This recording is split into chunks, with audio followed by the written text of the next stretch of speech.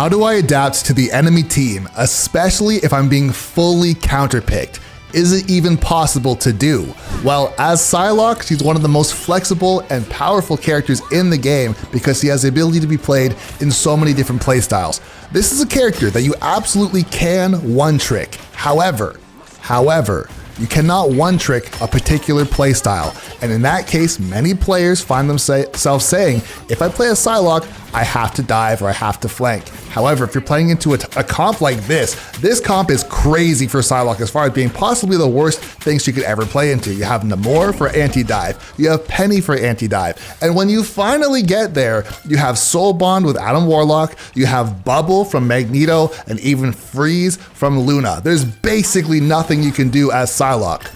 But somehow, JBK, a one above all Psylocke player in this game, ends up winning the game and also being the MVP. And we're gonna break down how he changes his playstyle so he can stay successful on Psylocke and not have to switch out and give in. Essentially, and here's the thing, at the highest level of play, the enemy players absolutely know who they are fighting against. They know who players are based on their playstyle. Of course, now we have the introduction of the names being hidden, but they find out very quick who they're fighting against, and they set up very much so, essentially, if not specifically to try and counter him so he cannot play the game. But you're gonna notice here, he's one of the best players, in my opinion, one of the best, if not the best Psylocks I've ever seen. I'm gonna put him up there with Sparker as far as accuracy and his ability to adapt. Right off rip, you're gonna notice, at the highest level of play, one of the things that he's doing is he's going after the tanks more than he's going after the healers because he knows it's literally impossible to jump past everyone, go for a flank, live, and get some kills at the same time. So step number one is going to be identifying what type of team comp they are playing as. Right now, they are playing huge anti-dive. They're actually running 3 tanks because they want so badly to shut down JBK. This guy is an absolute monster. And if you're paying attention to what's going on right now, you're gonna see the reason why they're trying to counterpick him so heavily, running through the Penny, the Adam Warlock, and also the Namor. So, like I mentioned, number one, what kind of comp are they playing? That's number one. Number two is asking yourself, who can I actually exploit on the enemy team so I can do my part in helping to dismantle the enemy team so we can push forward? So if it's a particular player, or not even player, but character more so, that you can jump on and you can consistently take down, that's going to be your target. If that's supposed to be for, let's say, a lot of Psylocke players, that's supposed to be the healer. However, if you're unable to get to them because you're being heavily counterpicked, then you're gonna have to shift your focus to somebody else. If you have the ability to assist your tanks in taking down the front line, and in this particular comp, from what I'm looking at, the only character that you can consistently harass heavily is going to be Groot, which sounds very foreign, but I will say, jumping on Groot or helping your teammates, helping your tanks take him down is going to be the key to success that's going to allow you to get into the backline, because a situation like this can happen, getting frozen by the Luna, now the whole team is right there.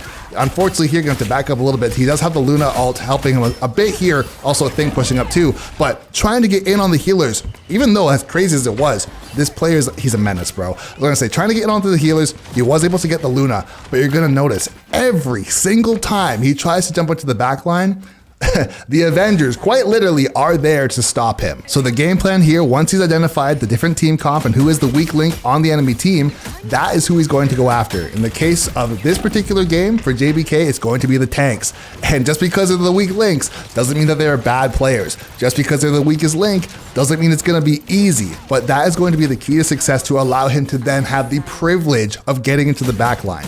If the backline happens to be unchecked for a second and he can get in and do damage, you best believe he's gonna try. But if you can't get past them, you can't just jump over the front line and think it's gonna go okay. So right here, still just trying to fight the pennies. He's wasting the time a little bit, popping the ult, just going back to the team and forcing everybody back. Right now, we have not touched the cart, and it's way on the other side of the world from us, so we can't just push past everyone and do what we want. Unfortunately, I have to try and take down the penny.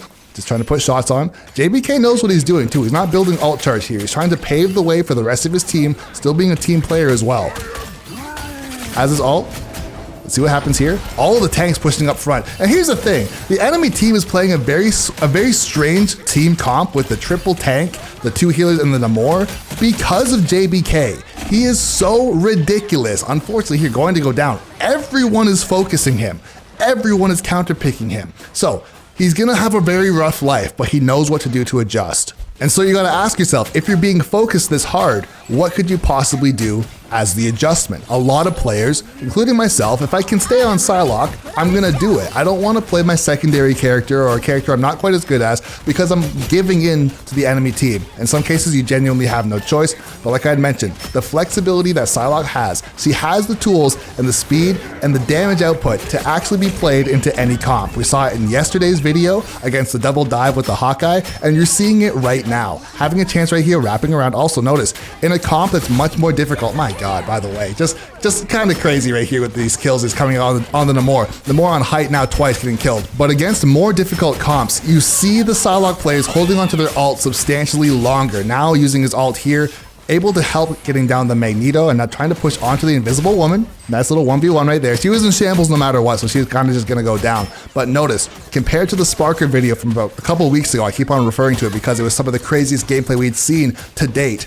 The moment that he had his ult, boom, he just went for it and he was getting value every single time because he was not being heavily counterpicked. But in a situation like this, and I keep on referring to the idea of neutral, having to slow things down, play much more methodical, much safer, and then when he has a true opportunity, like right now, they're missing all of their tanks. This is the opportunity right now. Unfortunately, he doesn't have his ult, but able to push up a little bit, and still even then, Namor with the team up, saying, if you want the healers, you gotta go through me. And still, he cannot bypass the line and jump away from his role and say, I don't care about killing Namor, I don't care about all these tanks, I want to just jump on the healers. Notice here playing a bit of an off angle, just trying to put on damage. He has a chance. Let's see what he can do here. Healers are in the back line. Is he going to try and jump on them? If he's here, he has to absolutely execute perfectly. Unfortunately, getting frozen and getting saved by the Invisible Woman and getting killed. Guys, I'm telling you right now, this is the ultimate counter pick to Psylocke. The only character that could possibly make this more devastating against Psylocke is possibly if they didn't have Luna.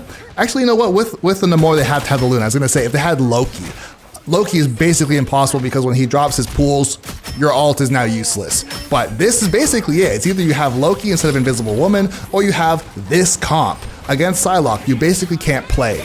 But you're gonna notice he stays very patient. He has his ult once again. He's not popping it right away. Instead, he's playing off to the side, staying safe. Lost 2 players right there, so he's kind of by himself. Still has his ult. Let's see what he can do here. Pushing up onto the Groot. Going for the dash. The double dash is crazy. Like these little hidden combos, I will say, early days I tried messing around with the dashes for doing combos like that, and I was like, okay, this isn't really it. It's not very valuable, or actually I couldn't execute it very well. I'm gonna keep it 1,000. But once again, pulling out every single combo that is day 1 combos, brand new combos, whatever, plus the basic stuff as well too, or the consistent stuff with the left and right clicks, just to try and do everything he can. These are the combos and the setups that you need to use to adapt. He's fighting tanks a lot, as you can see right here, getting the health pack, flying off to the side, trying to not burden his healers as well too. And here comes an attempt of a flank, jumping into the backline right here onto the Invisible Woman, almost getting the kill as well too, but unfortunately the Groot and the Magneto to the rescue, keeping the healers absolutely alive. You're gonna have to back up here again.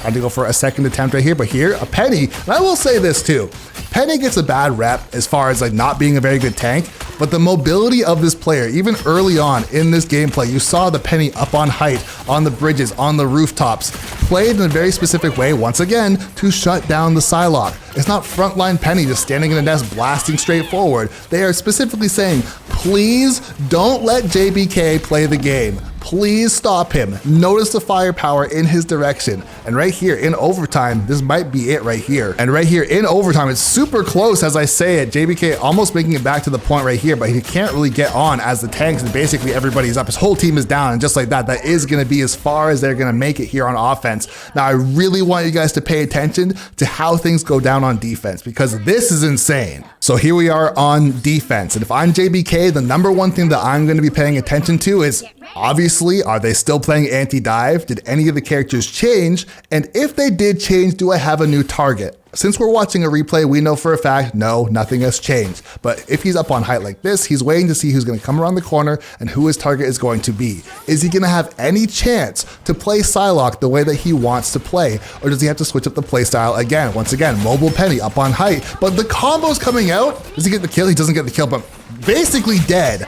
Guys, Psylocke does so much damage if you're hitting your shots. Originally, I wanted to talk about combos and centering because JBK is just a master in my opinion, because the more I watch him, I'm like, yo, this guy, there's one above all, and then there's like top 5, top 2 two in the world right now for me. JBK and Sparker are right there with the disgusting combos, the centering, the ability to adapt on the fly and just know where to be at the right time, and survivability also. 250 champ. Yes, he has a snowflake on him, but still not a tank character. He can get absolutely blown up by mines just like this. Got to be careful using the mobility of the dash to try and wrap around, and now you have the enemy tank facing backwards.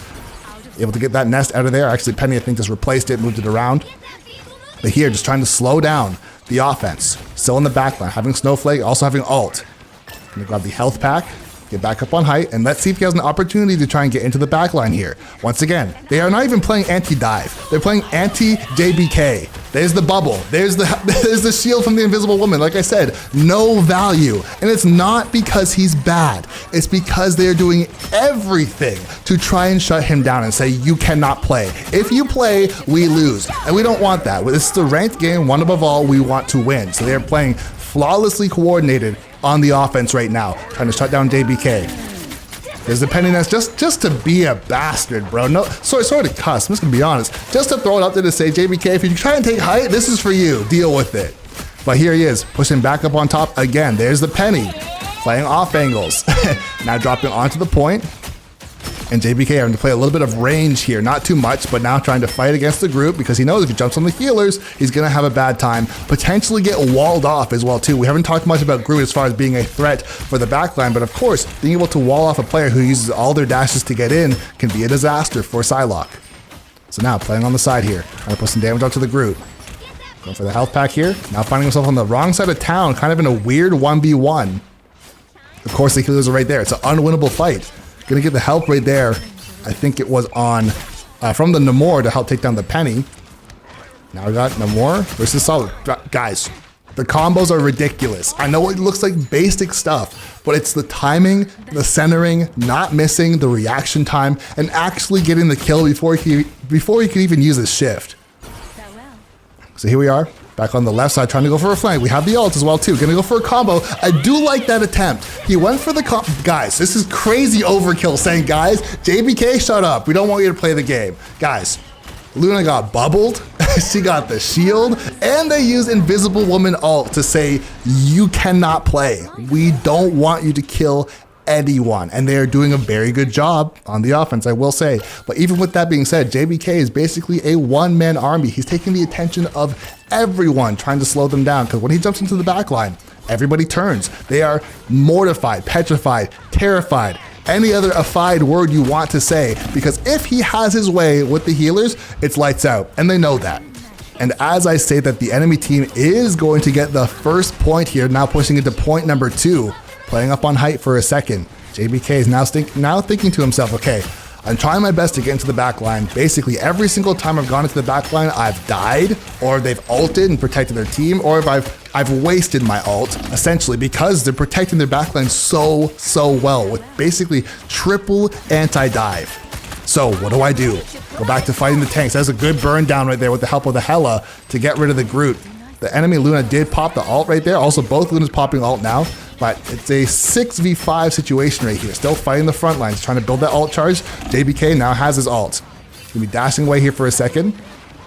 Just wrapping back around. Let's see what he can do. Trying to be very methodical. Once again, with the playstyle change, you can't just jump in and YOLO with his ult and say, well, let's see what happens. Guys, they are focusing him. They are going crazy on this man. The fact that he even has a chance to get any kills at all is crazy. Guys, the last game I posted was a tough game. This is a rough game. Everyone is against JBK, but here he is right here in the back line, having a chance to do something, but getting both healers as well. The one time he is left unchecked, he does his job flawlessly, and now the offense is basically in shambles. Guys, they tried so hard. You can't stop him forever, but just like that, able to slip by the offense, the front line, one time, and got both of the healers. Every other time, it was either he got nothing and got killed, or he got both healers. And just like that, a huge shutdown, finally staying consistent and also trying his best when the opportunity was there to slip behind, like I said, slip behind the front line and get the healers and get a full reset just because of that.